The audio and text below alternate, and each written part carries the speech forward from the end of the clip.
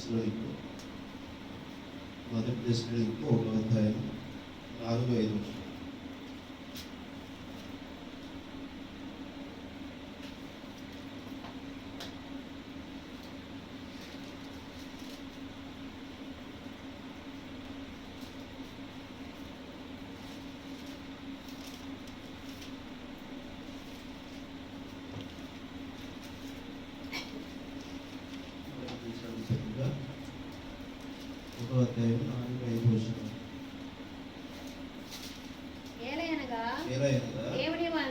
దేవుని వలన ప్రేమింపబడిన సహోదరులారా, మీరు ఏర్పరచబడిన సంగతి అనగా మా సువార్త మాటతో మాత్రముగాక శక్తితోను పరిశుద్ధాత్మతోను సంపూర్ణ నిత్యముతోను మీ యొద్దకు వచ్చి ఉన్న సంగతి మాకు తెలియను. మీ నిమిత్తము మేము మీ ఎడల ఎట్టివారమై ఇంటిమో మీరెరుగుదురు.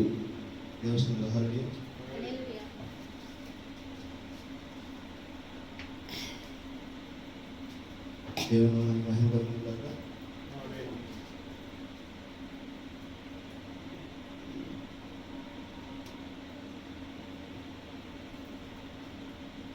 ప్రార్థన చేసుకుందాం. పరలోకమైన తండ్రి, పరిశుద్ధ తండ్రి, ప్రభువైన యేసయ్య, మీకు వందనాలు చెల్లించుకుంటున్నాం తండ్రి. ఇదిగోనైనా ఈ యొక్క రాత్రి వేళ జరుపుకుంటున్న ప్రభు, మీరు మాతో ఉన్నారని మేము నమ్ముతున్నాం తండ్రి. ప్రభు, ఈరోజు జరగవలసిన ఆరాధన ప్రభు జరపలేకపోయాము ప్రభు. సహోదరుడు ప్రభు ఇంటి దగ్గరనే అందరి దగ్గరనే ప్రభు సహోదరుడు నిద్రించి ఉండగా మరి ఉదయకాలంలో జరపవలసినటువంటి ఆరాధన జరపలేకపోయినాం తండ్రి. ప్రభు, ఎదుగురైనా మీకు సువార్తను ప్రకటించే ప్రభు, మంచి వార్త అయినా తండ్రి. మరి అది ఒక గుర్తించే సమయంలో ఆరాధన చేసేటువంటి సమయం కాదని మేము ప్రభావ మరి ఈరోజు ఉదయం ఆరాధన ప్రభావ మరి మేము సాయంత్రం వేళకు మార్చుకోవడం అనేది మా సొంత నిర్ణయాలు కాదు కానీ ప్రభా, మీ చిత్తానుసారంగా వాక్యానుసారంగా ఏదైతే ఉన్నదో అది మీరు నెరవేర్చమని ప్రభా మీరు మాకు సెలవిచ్చి ఉన్నారు తండ్రి. ప్రభా, ఆ పనిని మీరు చేయమని మీరు చెప్పారు తండ్రి. అయితే ప్రభా, లోకముతో సహవాసం చేయటం కాదు కానీ లోకాన్ని ఖండిస్తూను లోకాన్ని అభ్యత పెడుతూను ఆ సువార్త కొనసాగించడంలో మరి కాదని ప్రభా మా రక్షకుడు మీ ప్రియకుమారుడు చెప్పి ఉన్నారు తండ్రి. ప్రభా, ఇదిగోనంటే లోకాన్ని ప్రేమించి ఉన్నట్టు మరి ప్రభా ఆ యొక్క సువార్తని నిమిత్తం ప్రభా మరి మేము ఈ యొక్క అభిప్రాయాలకు రావడానికి ప్రభా మీరు మమ్మల్ని నడిపించారని మేము నమ్ముతూ ఇదిగో ఈ సాయంకాలం వేళ ప్రభా జరిగేటువంటి ఈ కూడికల ప్రభా మిమ్మల్ని ఆహ్వానిస్తుండగా మీరు రంగం మీదకి రండినైనా ప్రభా, ఇదిగోనైనా సంఘంతో మాట్లాడినైనా ప్రభా జరుగుతున్న పరిణామాల్లో మేము ఏ విధంగా ఉండాలో ప్రభా మరి మమ్మల్ని ప్రభా తీర్చిదిద్దండి. ఆ యొక్క మాటలు విని ప్రభా మా హృదయంలో విత్తుకు నీతి కనుపరించుకు సహాయం చేయండి తండ్రి.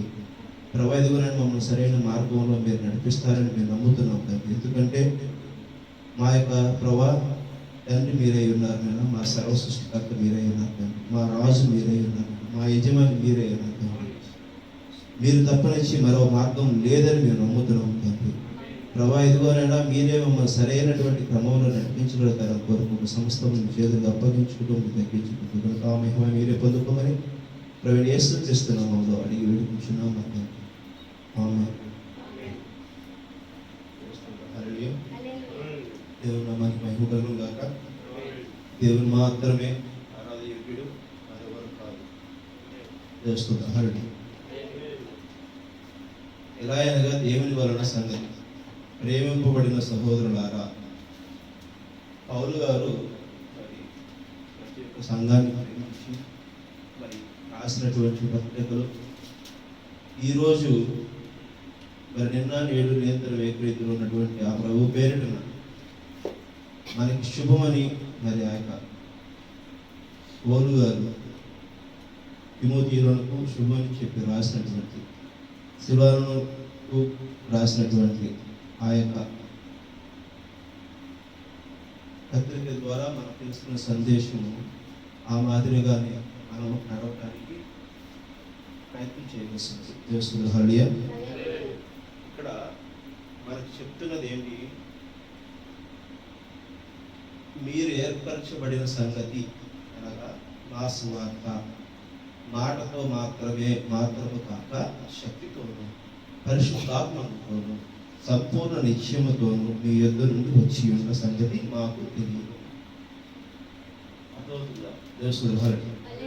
ఇక్కడ దేవుని ద్వారా వచ్చినటువంటి మాట, పరిశుద్ధ గ్రంథంలో రాయబడినటువంటి మాట, మరి ప్రవక్తలు చెప్పినటువంటి ప్రతి ఒక్క మాట, వారు సూచించినటువంటి ప్రతి ఒక్క నిరారంభమైనటువంటి జీవితం క్రియలు మనకి పరిశుద్ధాత్మతోనూ ఆ యొక్క శక్తితోనూ మన మధ్య నిలిచి చేస్తుంది. హల్లెలూయా. కాబట్టి జరిగినటువంటి ప్రతి అంశాన్ని మనం చూసి నేర్చుకుని తెలుసుకుని గమనిస్తూ మన యొక్క జీవితం నడక కూడా ఆ విధంగా ఉండాలనేటువంటిది ప్రభు పేరిట ప్రవక్తలు సూచించారు. ఆ విషయాలను ప్రతి ఒక్క సేవకులు నేను సంఘానికి సూచిస్తున్నాను. ఆమేన్. అర్థమవుతుందా? ఇక్కడ మనము లోకంతో ఉన్నటువంటి పనులన్నీ సక్రమంగానే చేస్తాం. మనం ప్రతి వారం మాట్లాడుకుంటున్నటువంటి విషయం లోకంతో ఉన్నటువంటి అంటే శరీర సంబంధమైనటువంటి పనులన్నింటి మీద మనకు ఆసక్తి ఉంటుంది, సమయం ఉంటుంది. ఇష్టపూర్వకంగాను కష్టపూర్వకంగాను పేద అభిప్రాయాలతో ఏదో ఒక విధంగా చేస్తాం. కానీ దేవుని చెప్పినటువంటి మాటల ప్రకారం మనం నడుచుకోవడంలో ఎక్కడైనా వైఫల్యం ఉంటే అది ఎవరు తప్పవుతుంది? ఎవరు తప్పవుతుంది? అంగీకరించాలి. తప్పుని అంగీకరించాలి. ఆ ధైర్యం కావాలి. ముందు తప్పు అని తెలిసినప్పుడు దాన్ని అంగీకరించాలి. అవునా? మరి మనము పత్రికలు చదవాలి. పుస్తకంలో ఉన్నటువంటి పరిశుద్ధ గ్రంథంలో ఉన్నటువంటి లేఖనాలన్నీ కూడా చదవాలి. చదివితే దేవుడు మనకేం చెప్తున్నాడో దాన్ని నడవడానికి, తెలుసుకోవడానికి, ఆచరించడానికి ఆ మార్గము మనకి ఏంటనేది అర్థం.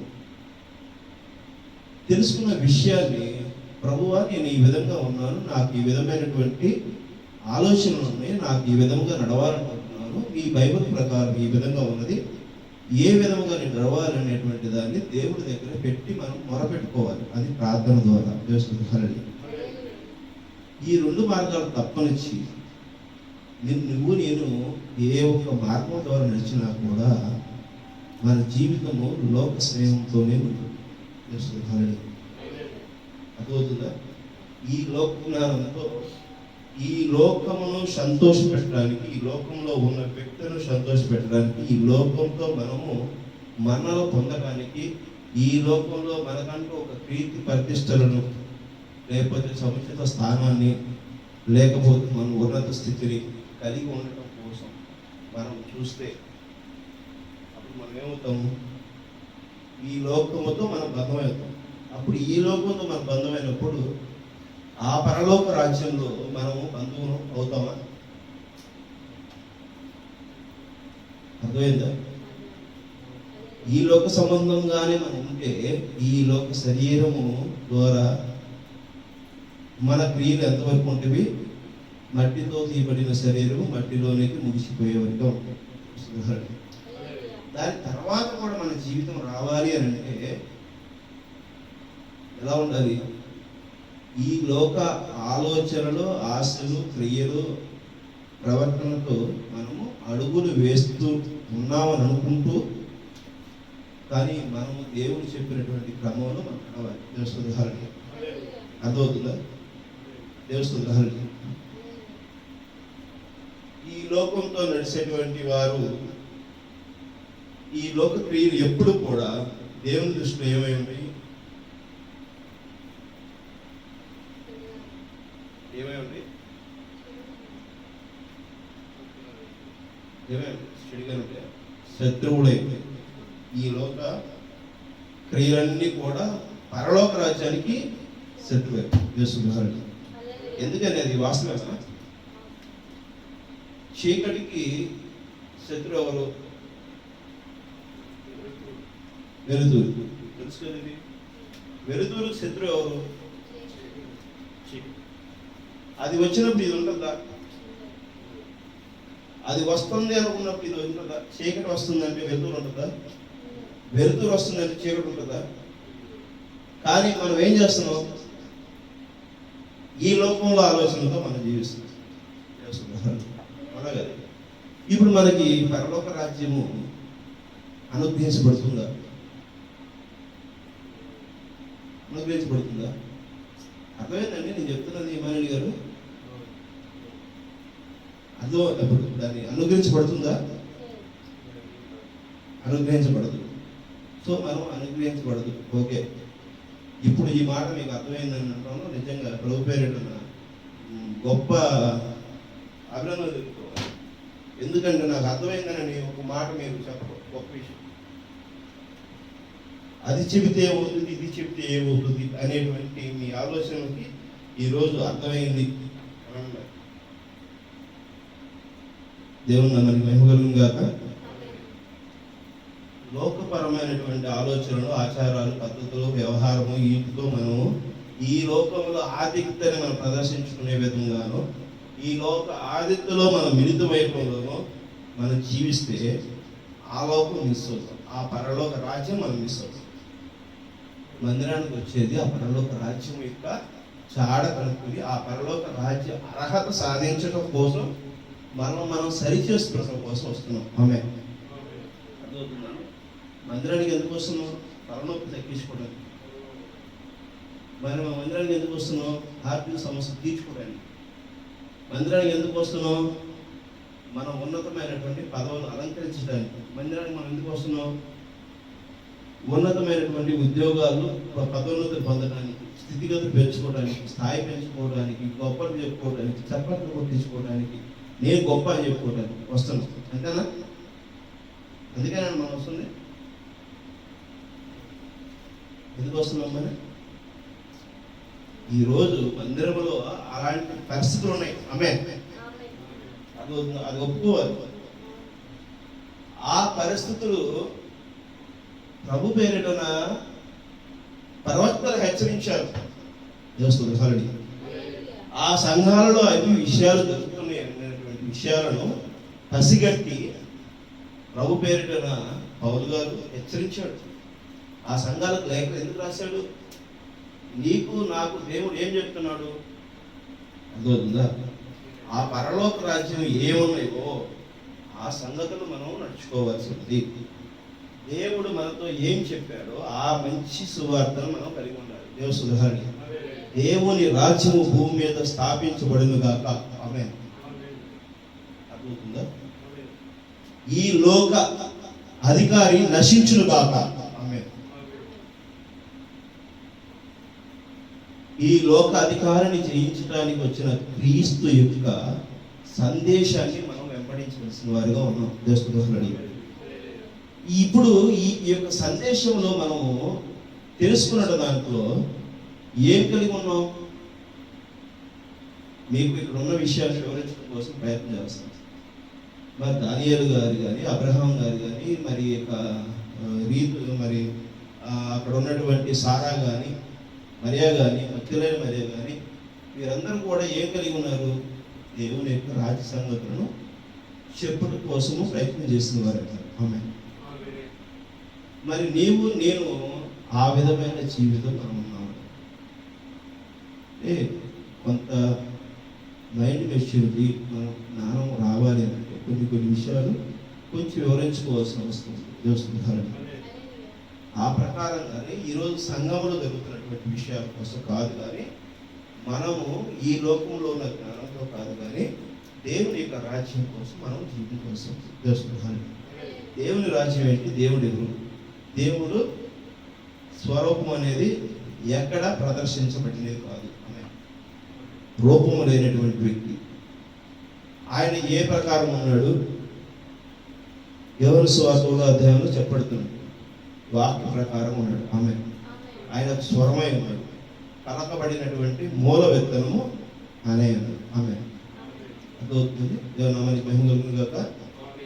పలకబడినటువంటి మూల విత్తనము దేవుడు వాక్యమై ఉన్నది కాబట్టి ఆ వాక్యం ప్రకారమే మనము జీవించవలసిన వారిగా ఉన్నాం. దేవుని ఆ వాక్యం మనకి ఏం చెప్తుందో ఆ యొక్క వాక్యం ప్రకారం మనం నడవలసిన వారిగా ఉన్నాం. దేవుని హల్లెలూయా.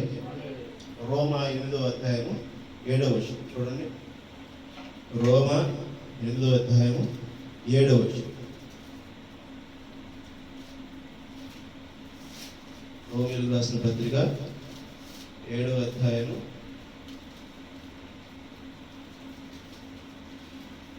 8వ అధ్యాయము 7వ వచనం.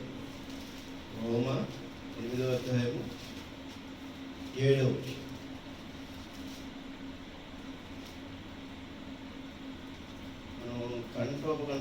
గంటలో మాట్లాడుకోవాల్సిన అవసరం లేదు, కానీ వాక్యాన్ని మనం వెంబడించవలసిన వారిగా ఉన్నాం. దేవుని నామానికి మహిమ కలుగును గాక. చూసారా, చదవండి. రోమా 8:7, 8వ అధ్యాయము 7వ వచనం. ఎలా అనగా శరీరానుసారమైన మనస్సు దేవునికి విరోధమై ఉన్నది, అది దేవుని ధర్మశాస్త్రములకు లోబడదు, ఏ మాత్రము లోబడ నేరదు. అర్థమవుతుందండి? అర్థమవుతుందా? ఈ వాక్యంలో రాయబడినటువంటి విషయానికి మనం మాట్లాడుకుంది. ఎలా అనగా శరీరానుసారమైన మనసు, శరీరానుసారముగా నేను అలా చేయాలి, ఇలా చేయాలి, నేను ఎట్లా ఉండాలి, ఇట్లా ఉండాలి, అది ఇది అని చెప్పి ఈ లోకంలో చూస్తున్నటువంటి దాని ప్రకారం నడవడం కోసము మన శరీరం మనసు ఏదైతే చెబుతుందో ఆ ప్రకారం మనం నడిస్తే దేవునికి విరోధమై ఉన్నది. అర్థమవుతుందా? దేవునికి విరోధమై ఉన్నటువంటిది ఏంటిది? Antichrist. ఆమేన్. క్రీస్తు సువార్త అయితే క్రీస్తుకు విరోధంగా ఉన్నది ఏంటి? దేవునికి విరోధి ఎవరు? దేవునికి విరోధి ఎవరు? ఈ లోకమే. ఆమేన్. అర్థమవుతుందా? ఈ లోకములో ఉన్న ఆ పరలోక రాజ్యాన్ని మనం ఎత్తాలి. ఆమేన్. ఈ శరీరములో ఉన్న ఆ యొక్క ప్రాణం యొక్క పరిశుద్ధాత్మ తీరుని ఏమైనటువంటిది మనము ప్రాణానికి సాదృశ్యమైన పరిశుద్ధాత్మని మనము ఏ విధంగా కనుగొని దానిని వెలుగుపరచుకోవటం కోసం మనం జీవిస్తాము, ఆ యొక్క పరిశుద్ధాత్మను ఉన్నత స్థితికి ఉంచడం కోసం మనం ఏ విధంగా అడుగులు వేస్తాము. పరిశుద్ధాత్మ ఏం కోరుకుంటుంది? నాది అని కోరుకోదు, మనది అని కోరుకుంటుంది. అర్థమవుతుందా? ఎందుకంటే పరిశుద్ధాత్మ ఒకటే. ఆమె తండ్రి ఒక్కడే, కుమారుడు ఒక్కడే, పరిశుద్ధాత్మయో ఒకటే. ఆమె అంటే ప్రతి మనిషిలో ఉన్న ఆత్మ ఎవరి దగ్గర నుంచి వచ్చింది? దేవుని దగ్గర నుంచి వచ్చింది. సో ఇప్పుడు నువ్వు దేవునికి సాదృశ్యబద్ధంగా నువ్వు నిజంగా నిలబడాలనేటువంటి ఆశ కాదు కావాల్సింది. దానిని నువ్వు ఈ యొక్క శరీరంలో నుంచి బయటకు తోమాలి. దేవుని అర్థమవుతుందా? ఈ లోకంలో నుంచి పరలోక రాజ్యం మనం చూడాలంటే ఈ శరీరంలో ఉన్నటువంటి ఆలోచనలన్నింటినీ అణిచివేసి వాటిని మరుగున పెట్టి క్రీస్తు ఏం చెప్తున్నాడో, అంటే వాక్యం ఏం చెబుతుందో ఆ వాక్యాన్ని మనం వెంబడించగలగాలి. ఆమేన్. దేవుని హల్లెలూయా. అర్థమవుతుందా? దేవుని ఆత్మ మీలో నివసించిన ఎడల మీరు ఆత్మ స్వభావం గలవారే గాని శరీర స్వభావము గలవారు కారు. ఎవడైనా క్రీస్తును ఆత్మ లేని వాడైతే వాడాయన వాడు కాడు. క్రీస్తు మీలోనున్న ఎడల మీ శరీరము పాప విషయమై మృతమై ఉన్నది, కానీ మీ ఆత్మ విషయమై జీవము కలిగి ఉన్నది. దేవుని హల్లెలూయా. అర్థమవుతుందా? ఈ శరీరము మనము ఎక్కడైతే ఏమైతే ఆలోచనలు ఉన్నాయో వాటినన్నింటినీ అణిచివేయాలి. మీలో ఉన్న ఎడల మీ శరీరము పాప విషయమై మృతమైన పాపం వలన ఈ శరీరము జీవం కలిగింది. దేవుని నామానికి మహిమ కలుగును గాక. పాపం వలన మరణం వచ్చింది, పుట్టక వచ్చింది కాబట్టి మరణం వచ్చింది. ఆ మరణమును మనం జయించగలగాలి. జయించగలగాలంటే క్రీస్తుకు సాదృశ్యమైనటువంటి గుణగణాలను మనము ప్రకటించాలి. ఆమేన్. అర్థమవుతుందా? నిజమైన వెలుగు క్రీస్తు అయినప్పుడు, ఆ క్రీస్తు నీలో వెలుగుగా ప్రకాశిస్తున్నప్పుడు ఈ లోక సంబంధమైన ఆలోచనలన్నీ, ఆ యొక్క క్రియలన్నీ, ఆచారాలన్నీ, ఆ పద్ధతులన్నీ కూడా ఏమవుతాయంట? ఏమవుతుంది? వెలుగు వస్తే ఆ చీకటి ఏమవుతుంది? వెళ్ళిపోతుంది. ఇప్పుడు క్రీస్తు వెలుగు వస్తే ఏమవుతుంది? అవన్నీ పక్కకి వెళ్ళిపోతాయి. అర్థమవుతుందా? దేవస్థానాలు. మరి క్రీస్తు విలువలు, క్రీస్తు యొక్క వెలుగు మీలో రావాలి అంటే మీరు వెంబడించేటువంటి క్రియలు ఉండాలి. దేవస్థానాలు. అర్థమవుతుందా? దేవులకు సఖ్యత కలిగి, ఇప్పుడు 1, 2, 3, 4 వందల వేలు లక్ష సార్లు మనం చెప్పుకుంటున్నాం, మనం మార్చుకోవడం లేదు అంటే మనం ఈ లోకపరంగానే బతకడం ఇష్టపడుతున్నాం. దేవునికి వారసుల బతకడం ఇష్టపడట్లా. ఎవరు ఇష్టపడట్లేదు? నీవే. నువ్వు ఇష్టపడినప్పుడు దేవుడి మాట వినడానికి ఎందుకు రావడం? అదవుతుందా? దేవసుద్రహాలు గమనించారు ఇక్కడ విషయాన్ని. మనం ఇష్టపడలేనప్పుడు మనం దేవుని మందిరానికి ఎందుకు రావాలి? ఒక మనిషి చెప్పేటువంటి విషయాన్ని మనం గమనించి ఇష్టపడినప్పుడు ఆ మనిషి దగ్గర మనం ఎందుకు వెళ్ళాలి? ఏమి అంటే ఆయన ఇచ్చేటువంటి ఆశీర్వచనం కావాలి, ఆయన ఇచ్చే స్వస్థతలు కావాలి, ఆయన ఇచ్చేటువంటి బట్టలు కావాలి, ఆయన ఇచ్చేటువంటి ఆహారం కావాలి. అదే కదా యెషయా గ్రంథం చెప్పబడుతుంది. యెషయా గ్రంథం 4వ అధ్యాయం చెప్పబడుతుంది. ఆ 7 స్త్రీలు ఏమంటున్నారు? ఒక పురుషుని పట్టుకుని 7 స్త్రీలు ఏమంటున్నారు? 7 సంఘ కాలాల్లో పరిస్థితులు ఎలా ఉన్నాయి? మీ మాటలు మేము చెబుతాం, మిమ్మల్ని దేవుడు అని చెప్పి మేము అంటాం, కానీ మా ఆహారం మేమే తింటాం, మా దుస్తులు మేమే కట్టుకుంటాం, మా ఆహారం మేమే తింటాం, మా మీద నింద మోపబాకునైనా అని అడుగుతుంది. అవునా కదా? ఆ సంఘకాలంలో ఉన్నటువంటి స్త్రీ దేవసుగ్రహాలు. సంఘం అంటే స్త్రీ, అవునా కదా? ఆ యొక్క సంఘము అడుగుతుందనంటే ఏంటి? ఆ 7 స్త్రీలు అడుగుతున్నాయంటే ఆ 7 సంఘాలు కూడా, 7 సంఘాలు కూడా ఆ మాదిరిగానే బతికి. సో అలా బతికితే ఆ 7 సంఘాలు దేవుడితో నడిచి కాదు, బుద్ధి కలిగిన కన్నికలు కాదు, వాళ్ళు కల్మషమయ్యారు. ఆమె వాళ్ళు కొలప్ట్ అయిపోయారు. వాళ్ళ నీతి లేదు కదా. కొలప్ట్ అయ్యారంటే, కల్మషం అయ్యారంటే నీతి లేదు కదా, యథార్థం ఇది కదా. నీతిగా యథార్థంగా సత్యము లేకపోతే నేనే సత్యం, నేనే జీవం, నేనే మార్గం అనేటువంటి వాక్యము వారికి ఏ విధమైనటువంటి సాదృష్టి అవుతుంది? దేవుని మంది మహిమ కలుగును గాక. అర్థమవుతుందా? నేనే సత్యము, నేనే జీవం, నేనే మార్గం అంటే నువ్వు మాట్లాడే మాట సత్యంగా ఉండాలి. నీవు జీవంగా మరి ఉన్నావనంటే ఈ శరీరము ఉన్నా పోయినా నువ్వు జీవంగానే ఉండాలి. ఆమె పరిశుద్ధాత్మ. ఆ విధంగా నేను లేకపోతే ఎలా? స్తోత్రం హల్లెలూయా. అర్థమవుతుంది? దేవుని స్తోత్రం హల్లెలూయా. 1 కొరింథీయులు 2వ అధ్యాయము 1వ వచనం. 1 కొరింథీయులు 2వ అధ్యాయము 1వ వచనం. సహోదరులారా, నేను మీ యొద్దకు వచ్చినప్పుడు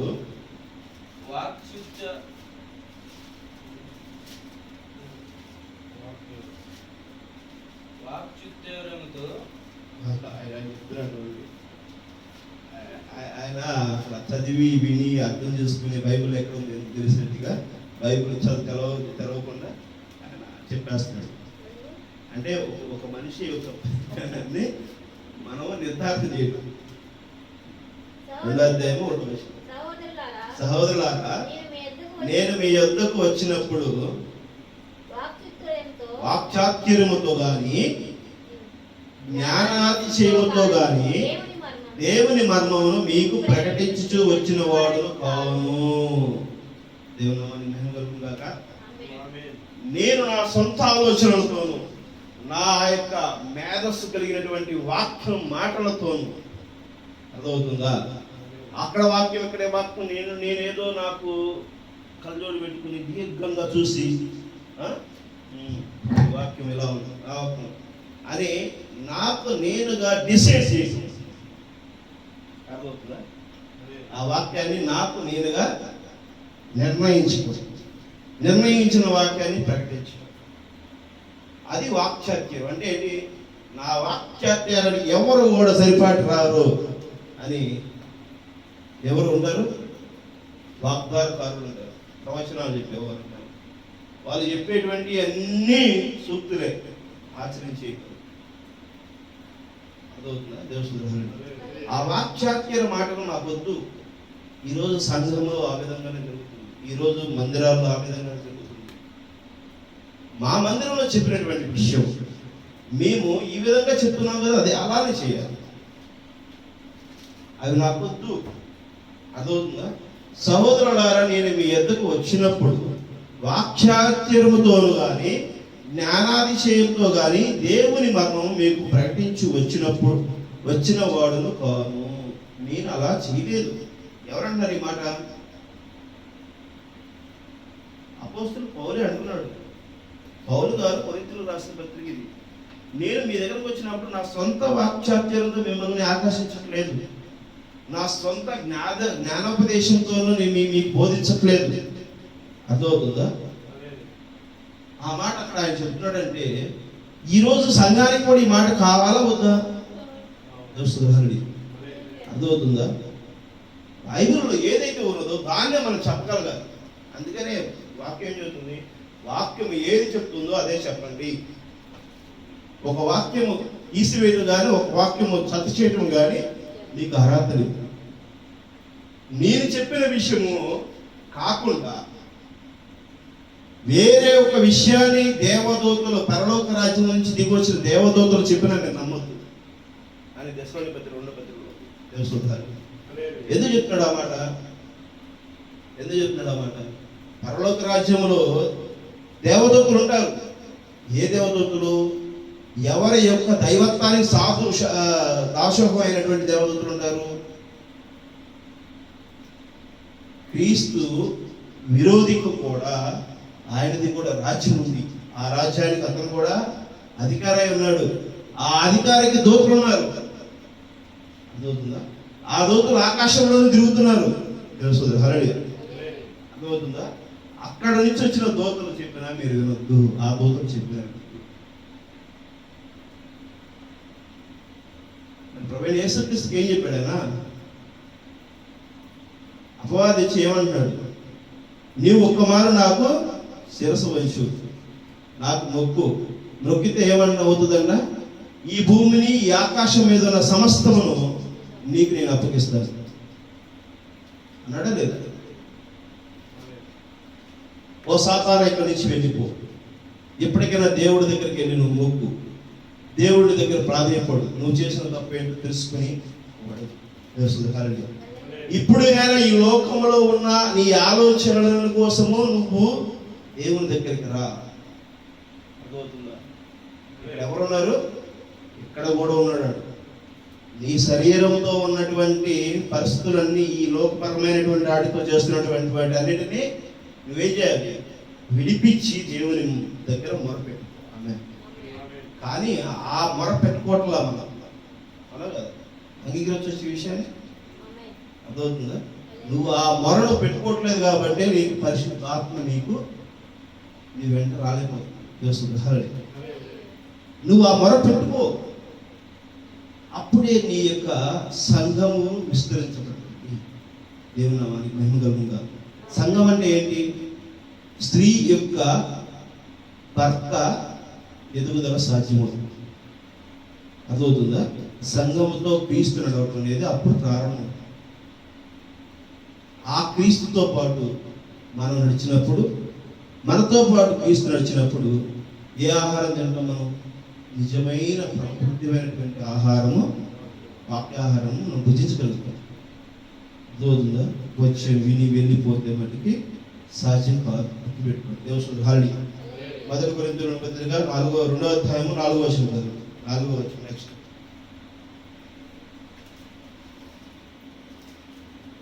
అదే అధ్యాయం 4వ వచనం.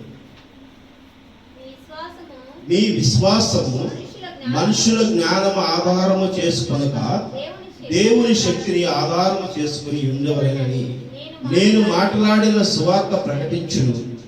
జ్ఞానయుక్తమైన తీయని మాటలు వినియోగింపక పరిశుద్ధాత్మ దేవుని శక్తి కనబరచు దృష్టాంతములనే వినియోగించుతని. ఈ లోకపరంగా దేవుని శక్తిని ఆధారము చేసుకుని ఉండవలనని నేను మాట్లాడిన సువార్త ప్రకటించుచును. జ్ఞానశక్తి జ్ఞానయుక్తమైన తీయని మాటను వినియోగింపక పరిశుద్ధాత్మయు దేవుని శక్తియు కనపరచు దృష్టాంతములతోనే వినియోగించుకుని దేవుని మాత్రమే కనపరచడం కోసమే సువార్త ఉండాలి. ఆమె అర్థమవుతుందా? ఇక్కడ దేవుని మాత్రమే చూపించడానికి బోధ కలిగి ఉండాలి. దేవుని రాజ్యం గురించి మాత్రమే బోధ ఉండాలి.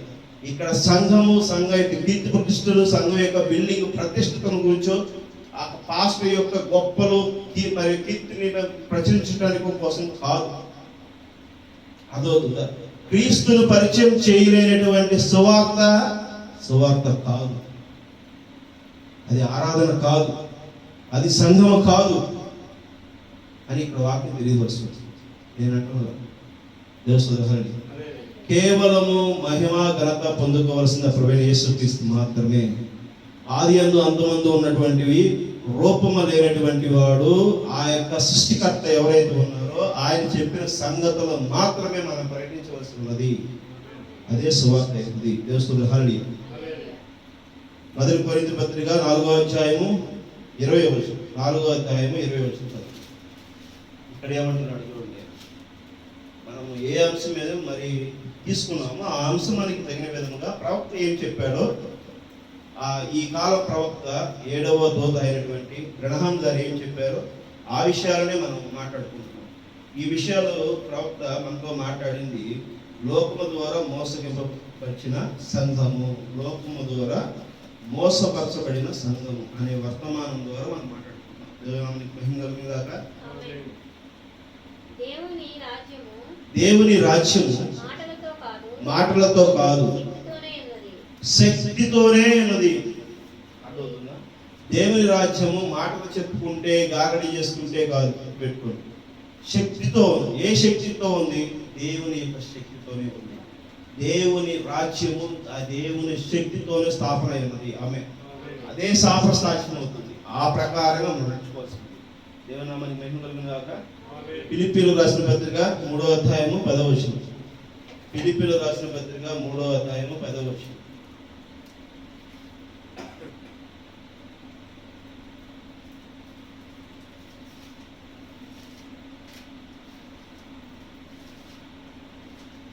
ఫిలిప్పీయులకు రాసిన పత్రిక 3వ అధ్యాయము 10వ వచనం. 180 ఏ విధము చేతనైనను మృతుల నుండి నాకు పునరుద్ధానము కలగవలనని ఆయన మరణ విషయములో సమానుభవము గలవాడనై ఆయనను ఆయన పునరుద్ధాన బలమును ఎరుగు నిమిత్తమును ఆయన శ్రమలలో పాలివాడనగుటకు ఎట్టిదో ఎరుగు నిమిత్తమును సమస్తమును నష్టపరుచుకుని వాటిని పెంటతో సమానముగా ఎంచుకొనుచున్నాను.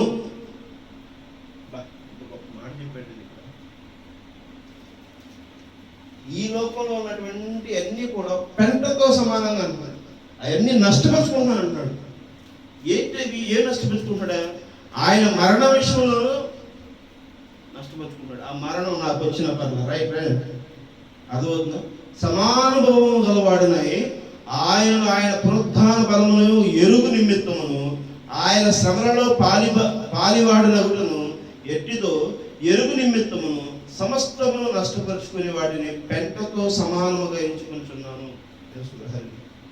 యేసు క్రీస్తు ఏ విధమైనటువంటి జీవితాన్ని కలిగి ఉన్నాడో అలాంటి విషయాన్ని మరి పౌలు గారు ఫిలిప్పీయుల సంఘానికి గుర్తు చేస్తూ మాట్లాడినటువంటి మాట. దేవసుధారి మరి ఇప్పుడు నీకు ఇదే మాట వర్తిస్తుందా లేదా? పౌలు గారు ఇక్కడ ఈ విషయాన్ని సంఘానికి చెప్తున్నాడు. ఇదే ఫిలిప్పీ సంఘం చెప్తున్నాడు. ఇది ఆచరించమంటున్నాడా? ఆచరించొద్దంటున్నాడా? అదవుతుందా? ఆచరించొద్దంటున్నాడా? అర్థమైందండి మీకు? ఆచరించమంటున్నాడా? ఆచరించొద్దంటున్నాడా? ఆచరించొద్దంటున్నాడా? అది మీకు ఎట్లా ఉంటుందంటే, కష్టాన్ని ఎప్పుడు తీసుకోకూడదు. శరీరాన్ని గుచ్చుకునేటువంటి దానికోసమే మీ యొక్క బాధ. అర్థమవుతుందా? ఈ శరీరానికి ఏదన్నా గాయం కలిగిందనుకో, అయ్యా ఇక ఇక అయిపోతుంది. ఇక ఈ శరీరంతోనే మీ యొక్క జీవితం ముడిపడి ఉంది. ఈ శరీరాన్ని వదలండి. సిలువ వేయబడ్డాడు ప్రభువైన యేసుక్రీస్తు, మేకులు కొట్టబడ్డాడు, కొరడా దెబ్బ తిన్నాడు, ఉమ్మి వేయబడ్డాడు, రాళ్లతో కొట్టబడ్డాడు, మేకులు పెట్టి మరి కొట్టారు, ఆ కిరీటం ముళ్ళ కిరీటం పెట్టారు, రక్తము ఏరుడే పరింది, పల్లె మూటలు పొడిచారు. ఆ మరణమును సమానుభావం గలవాడనై ఎవరంటారు? పౌలు అంటాడు. అలాంటి మరణానికి నేను సమానంగా ఉండటానికి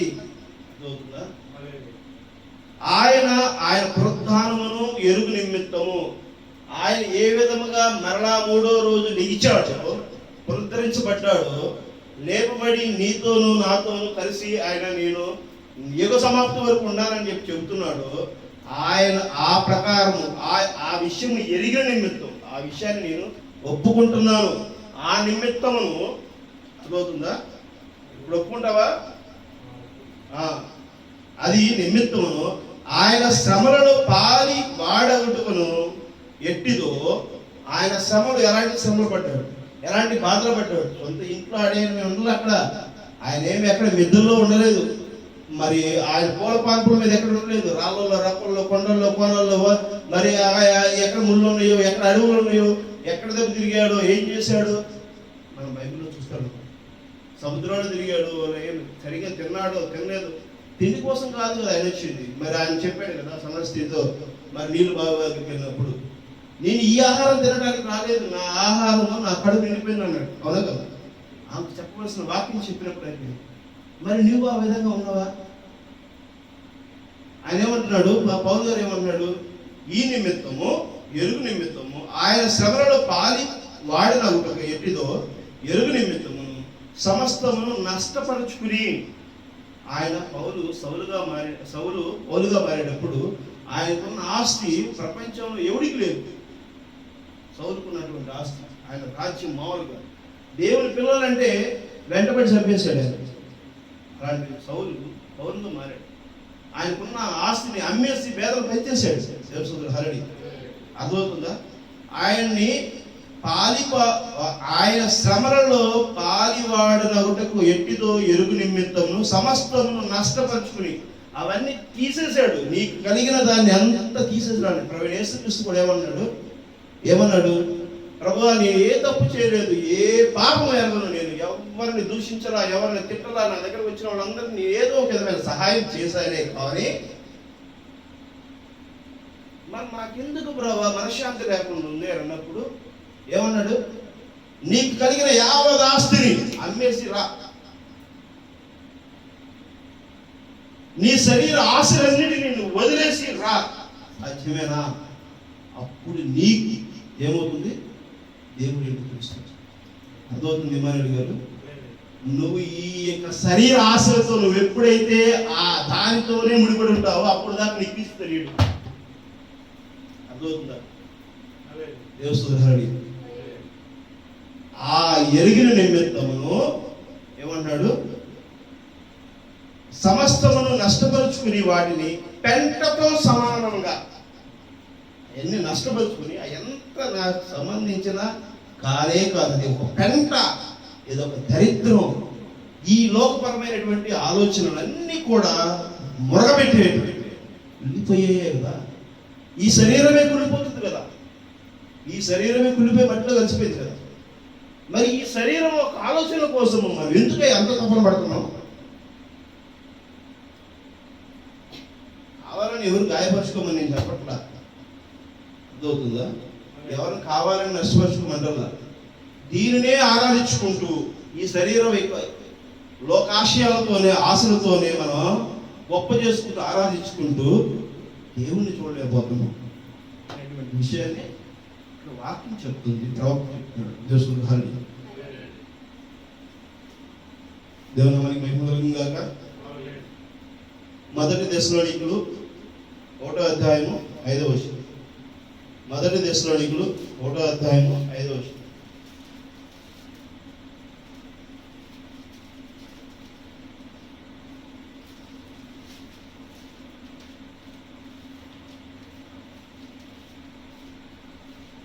అదే మనం ఇందా చదువుకుంటున్నది అదే కదా, చదువు.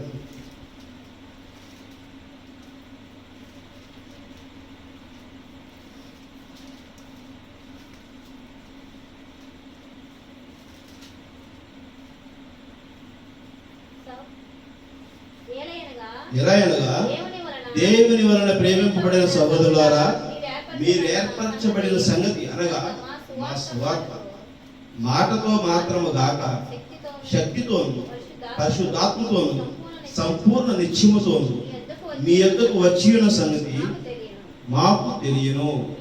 మీ నిమిత్తము మేము మీ ఎడల ఎట్టివారమై ఇంటిమో మీరు ఎరుగుదురు. దేవుని హల్లెలూయా. ఇప్పుడు మన నిమిత్తము వాళ్ళు ఏ విధంగా ఉన్నాడు, పౌలు గారు ఏ విధంగా ఉన్నాడు, ఏ విధంగా ఉన్నాడు, పౌలు గారు ఏ విధంగా ఉన్నాడు? ఇప్పుడు చెప్పుకున్నదంతా ఏంటి? పౌలు గారి గురించి కదా మాట్లాడుతుంది, ఆయనే కదా. మరి నాకు నష్టపరుచుకుని కూడా పెంటతో సమానం అని చెప్పేశారని అన్నది ఆయనే కదా. మీకు వాక్యము చెప్పడం కొరకు నేను ఈ విధంగా బతికాను, దేవుని నామాన్ని మహిమపరచుకోవడం కోసం. ఆయన యోగ్యుడు, ఆయన సర్వ సృష్టికర్త, ఆయనే జీవం కలిగినటువంటి అధికారి ఉన్నాడు, ఆయనే మన యొక్క యజమాని ఉన్నాడు, మన రాజయ్య ఉన్నాడు అనే విషయాన్ని తెలియపరచడం కోసం ఈ విధంగా బతికాను. అంటే మీరును ఏ విధంగా బతకాల్సి ఉన్నది, నేను ఏ విధంగా బతికానో ఆ విధంగా బతకాలనేటువంటిదే కదా ఆ యొక్క సంఘాలకు ఆయన వాక్యాన్ని రాసింది. అదే విషయం నీకు చెబుతున్నప్పుడు నువ్వు ఇప్పుడు బతుకుతావా లేదా? ఏదన్నా మనకి మహిమ కలుగుతుంది కదా. ఇప్పుడు బతుకుతావా లేదా? మనం అలా బతకాలా లేదా? ఈరోజు తీర్మానం చేసుకుంటారా? మరి అర్థమవుతుందా? మీకు ఈ విషయము తెలియపరచడం కోసమే నేను ఇలా బతికాను, మీరు అలాగే బతకాలి. నేను అలాగే బతికాను మీకు తెలుసు, సో నేను అలాగే మీరు బతకాలి. అదే ప్రవక్త చేశాడా లేదా? చేశాడు లేదా? ఈ కాల ప్రవక్త మరి ఆ విధంగా చేశాడు కాబట్టి ఆయన మీద పరిశుద్ధాత్మ నీకు వచ్చింది. ఆమె ఆ బలిష్ఠుడైన వేరే ఒక దేవదత్తు నీకు వచ్చాడు. దేవసుద్రహరుడి అర్థమవుతుందా? ఈ కాలపు వధువుకి సాదృశ్యమైనడు. ఆమె అర్థమవుతుందా? సంఘానికి సాదృశ్యమైన వ్యక్తి ఈ కాలపు దూత గణనమై ఉన్నాడు. ఆ మాదిరిగా ఈరోజు సంఘము తీర్చిదిద్దబడాలి. క్రీస్తుని వెంబడించడం కోసం నీవు నేను తీర్మానం చేసుకుంటే మన యొక్క పునరుద్ధానం, పునర్జన్మ, క్రీస్తులో నుంచి నూతన జన్మ ఏ విధంగా ఉండాలి, ఏ విధంగా ఉండాలో దానిని మీ క్రియల ద్వారా, మీ మాటల ద్వారా, మీ చేష్టల ద్వారా, మీ ప్రవర్తన ద్వారా, మీ యొక్క ఎదుటి వారితో మీరు ప్రవర్తించేటువంటి ప్రవర్తన ద్వారా నేను తెలియపరచడం కోసమే క్రీస్తు నీతో నాతో మాట్లాడుతున్న విషయాన్ని గుర్తుపెట్టుకోండి. తెలుసుకుంటానండి. అదవుతుందా? బైబిల్లో ఉన్న విషయం మాత్రమే ప్రకటించబడుతుంది. బైబిల్లో ఉన్నటువంటి ఆ యొక్క పరిశుద్ధుడు ఎవరైతే ఉన్నారో ఆ పరిశుద్ధుడే ఆరాధన యోగ్యుడు.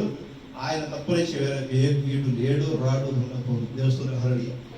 దాన్ని మాత్రమే ఆ పరిశుద్ధాత్మని ఏ విధముగా మనం చూడగలుగుతాం అనేటువంటి సందేశం ఈరోజు పౌలు చెప్పినటువంటి సందేశం నీతో నాతో పంచుకున్నటువంటి వాక్యము ఆయనే. ఆమె నేను నమ్ముతున్నాను ఈ విషయం. ఎందుకంటే ఈ వాక్యం నేను చెప్పాలని ప్రిపేర్ అయ్యి రాసుకుని గందరగోళంగా అయ్యి రాలా. ఇప్పుడు నేను మీతో మాట్లాడిన ప్రతి ఒక్క మాట కూడా నేను పేరాలు పుస్తకాలు రాసుకుని రాలేదు. నేను చదవబడినటువంటి విషయాలను ప్రభువా నాకెందుకు గత వారం కూడా సరైనటువంటి సమాధానం రాలేదు. నేను ఈరోజు ఉదయం ఇంకా లేట్ అయింది. వాక్యముగా ప్రకటించడంలో నేను ఎక్కడ విఫలమవుతున్నాను. నేను ఒకవేళ మీ వాక్యం చెప్పటకు అర్హతలో నేను లేకపోతే ఈ భూమి మీద నాకు జీవనం వేస్ట్ అయినా ఈ కట్టిని తీసుకెళ్ళిపో, ఈ పని చేయడానికి మాత్రం నన్ను ఉపయోగించుకో అని చెప్పేసి నేను ప్రార్థన చేస్తున్నప్పుడు నాతో మాట్లాడినటువంటి మాటలను బట్టి నేను ఆ వాక్యాలు రాసుకుని వివరిస్తుంటే ఆ వాక్యాల గురించి నేను ధ్యానిస్తున్నప్పుడు నాకు ఈ లోకపరమైనటువంటి ఆలోచన వస్తున్నాయి. ప్రభు నన్ను క్షమించిన ఆయన, నా యొక్క మనసు, నా యొక్క ఆలోచనలు ఏకీకృతం కావటం లేదు. నా ఆలోచన ఎక్కడ నీతో సరిపడట్లేదు. నేను కేవలం నీకు అర్పించుకుంటున్నాను, నువ్వే మాట్లాడినాయన. ఆ యొక్క బలిష్టమైనటువంటి దేవదూత దిగి వచ్చి మాట్లాడితే నాకును సంఘానికి ఈ యొక్క వాక్యం తెరవబడాలి, ఆ తెరిచినటువంటి దాంట్లో నీవు నడవబడాలి అనేటువంటిది నేను ప్రార్థించుకుని మరి ఈరోజు వాక్యం చెప్పడానికి మధ్యకి వచ్చాను. అద్భుతంగా దేవుడు మాట్లాడాడు, నమ్ముతున్నాను. ఆ వెలుగు మీలో ఉన్నటువంటి బద్ధకము, నిర్లక్ష్యము, మరి మీకున్నటువంటి ఈ లోకపరమైన ఆలోచనలన్నింటినీ నెట్టివేసి ప్రకాశించడం కోసం మీకు ఈరోజు ఆ యొక్క వాక్య వెలుగు కనపరచబడిందని నమ్ముతున్నాను. ఆ వెలుగును మీ హృదయంలో వెతుకుని మీరు ఆ విధమైనటువంటి జీవితాన్ని కలిగి ఉండండి. ఎందుకంటే సమయం లేదు, దేవుడు రాకడ ఆసన్నమైనది. ఈరోజు నీతో నాతో మాట్లాడుతున్నటువంటి నిన్న నేడు నిరంతరం ఏకరీతిలో ఉన్నటువంటి ప్రభువు రియాలిటీలోకి వస్తే మళ్ళా రెండో రాకడలో ఆయన సాదృశ్యంలో కనబడితే క్షణం ఆలస్యం ఉంటుంది. అర్థమవుతుందా? ఎంతపాటు క్షణం ఆలస్యం ఉంటుంది. ఆ యొక్క రియాలిటీలోకి ఆయన వచ్చేటప్పుడు నీకు నాకు ఆయన హెచ్చరిస్తున్నటువంటి వాక్యం ఆనాడు సంఘానికి నిజమైనటువంటి ఎఫెసు సంఘకాలంలో వర్తమానం ఏ విధంగా అందిందో, పౌలు బోధ ఏ విధంగా అందిందో, మరి అదే బోధ ఈరోజు మరలా మన మధ్యకు ఉంది. కాబట్టి ఆయన మనతో మాట్లాడుతున్నాడని, ఆయన మనతో సంచరిస్తున్నాడు అనేటువంటి విషయాన్ని నేను తెలుసుకోవాల్సినది. దేవస్తుద్రహరణీయ యాకోబు 4వ అధ్యాయం 4వ వచనంతో ముగించుకుందాం. యాకోబు రాసిన పత్రిక 4వ అధ్యాయము 4వ వచనం చదవాలి.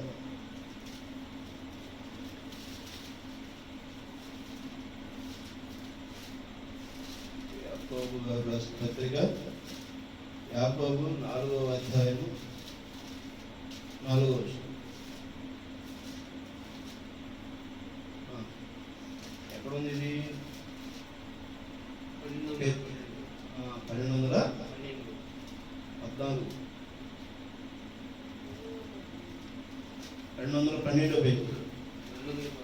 సరే, 212 పేజీ 212 పేజీ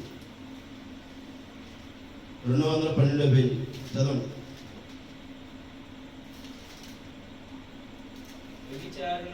వ్యభిచారిణులారా, ఈ లోక స్నేహము దేవునితో వైరమని మీరు ఎరుగురా. కాబట్టి ఎవడు ఈ లోకముతో స్నేహము చేయగోరునో వాడు దేవునికి శత్రువగును. ఇందా మనం చెప్పుకున్న మాట్లాడేమన్నా అది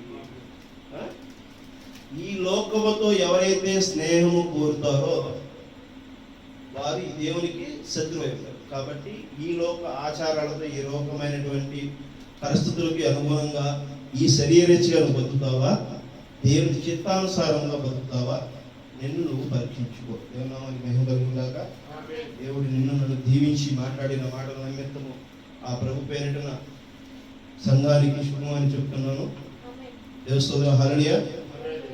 దేవుడు నీతో నాతో మాట్లాడిన విషయాలు మనం క్రమం తప్పకుండా గుర్తు చేసుకుని సరి చేసుకుందాం. అందరూ ప్రార్థన చేసుకుందాం. తలవచ్చినట్లయితే. పరలోకమైన తండ్రి, పరిశుద్ధమైన తండ్రి, ప్రభువా నాయన యేసయ్య, మీకు వందనాలు చెల్లించుకున్నాం తండ్రి. ఈ లోకపరముగా ప్రభా మాలో ఉన్నటువంటి ప్రతి ఒక్క దురాత్మను ప్రభా మీరు గద్దిస్తూ ప్రభా వాటిని అణిచివేస్తూ నిజమైన వెలుగులోకి మమ్మల్ని తీసుకెళ్ళి ప్రభా ఈరోజు మాతో మాట్లాడారని మేము నమ్ముతున్నాం తండ్రి.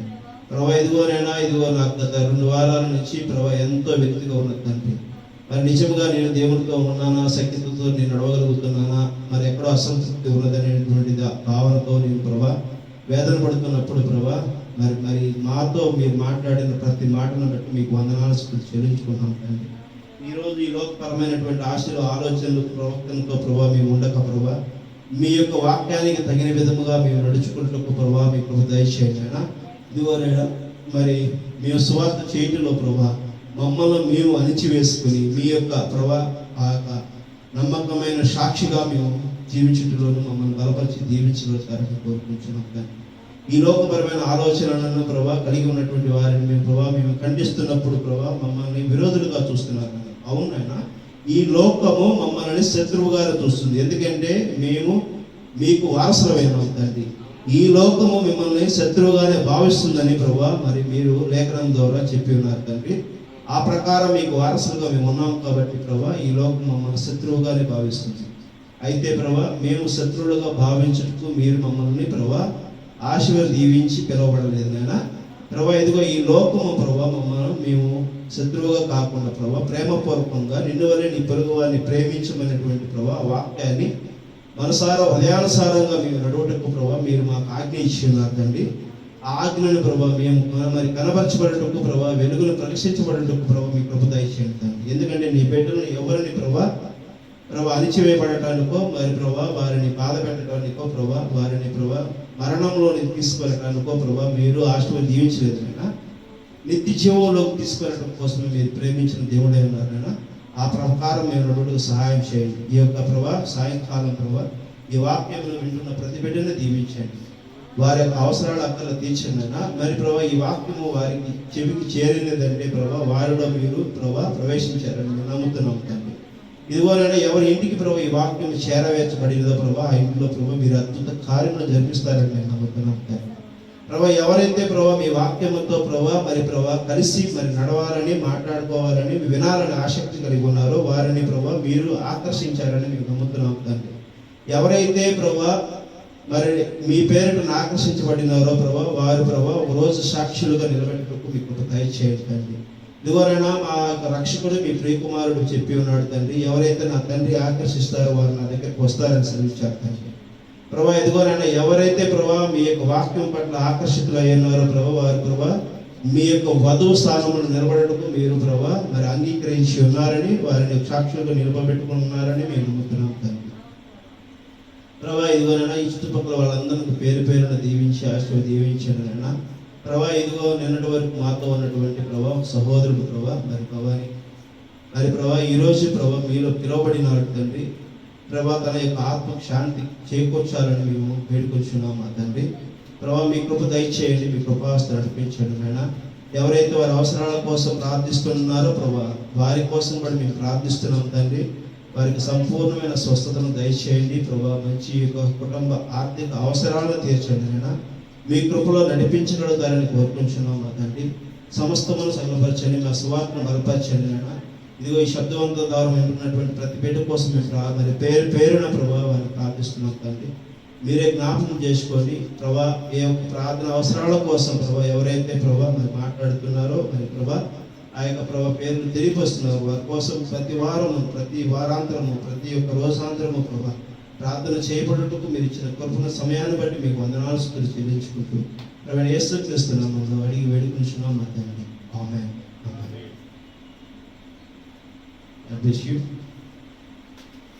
ఇప్పుడు వచ్చిన జనులను కొడుకును నాకు ప్రభు యేసుక్రీస్తు కృపా సమాధానం నిన్న నేడు నిరంతరం ఏకరీతిలో కలిగి ఉండును కాక.